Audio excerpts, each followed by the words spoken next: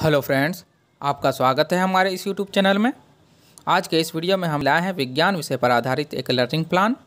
विषय वस्तु है पौधों में पोषण, जिसे आप एनसीईआरटी के बुक में पादपों में पोषण अध्याय 1 में पा सकते हैं और बिहार स्टेट के बुक में अध्याय 6 में पा सकते हैं। यह एक बहुत बड़ा चैप्टर है। इस चैप्टर को समाप्त करना एक कक्षा में, एक क्लास में संभव नहीं है, इसीलिए इसे कई उप विषयों में तोड़कर उप विषय वस्तु पोषण की विधि में हम आज देखेंगे यह वीडियो। तो आइए शुरू करते हैं आज का यह लर्निंग प्लान। जैसा कि आप जानते हैं, सबसे पहले शिक्षक या शिक्षिका का नाम लिख दिया जाता है, कक्षा, क्लास, तिथि, विषय और विषय वस्तु। विषय वस्तु है पौधों में पोषण और उप विषय वस्तु है पोषण विधि, जिसमें हम पोषण के विधियों को जानेंगे। विषय वस्तु से संबंधित पूर्व समीक्षा लिखी जाती है, जैसे नए विषय वस्तु की चर्चा शुरू करनी है या पिछले क्लास की विषय वस्तु का विस्तार करना, तो यहाँ पर नए विषय वस्तु की चर्चा शुरू करनी है। इसके बाद हम प्रमुख उद्देश्यों को लिखते हैं, मुख्य उद्देश्यों को लिखते हैं। यह विषय वस्तु इस कक्षा के पाठ्यचर्या या पाठ्यक्रम में उल्लिखित निम्न उद्देश्यों से जुड़ा हुआ है। पहला, पोषण से परिचय। दूसरा, पोषण विधि की समझ। तीसरा, पोषण की आवश्यकता की समझ। चौथा, अन्य जीवों पर निर्भरता की समझ। पांचवा, अन्य जीवों के संरक्षण की समझ। इन विषय वस्तु के उद्देश्यों को हम आगे अपनी योजना के तहत बच्चों में समझ विकसित करेंगे। आइए अब देखते हैं लर्निंग प्लान का अगला भाग। यह विषय वस्तु शुरुआत के कक्षाओं के पाठ्यक्रम में किस प्रकार से शामिल है, उसे यहाँ पर लिखा गया है।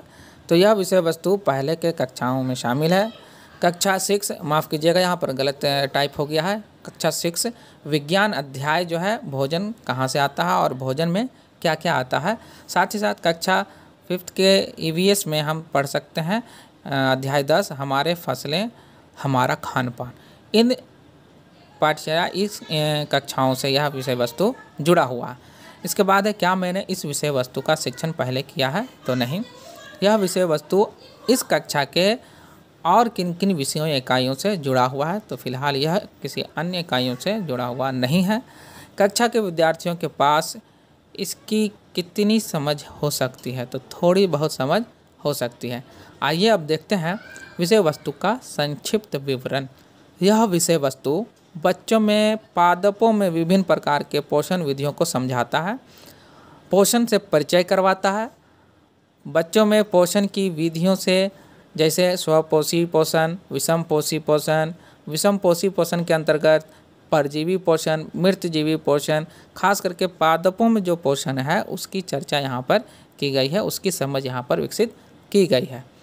सीखने सिखाने की विधियों में हम यहाँ पर प्रयोग में लाएंगे पठन विधि, व्याख्यान विधि और अभ्यास विधि। जैसा कि आप जानते हैं कि पठन विधि से हम बच्चों में शुद्ध बोलना और लिखना सिखा पाते हैं। व्याख्यान विधि से बच्चों में उद्देश्यों को अच्छी तरह से समझा पाते हैं और अभ्यास विधि से बच्चों को अभ्यास प्रश्न हल कराकर उन्हें और भी उनके ज्ञान में और विकास करते हैं, जिससे उनके व्यक्तिगत विकास में भी यह मदद करता है और व्यक्तिगत विकास करता है।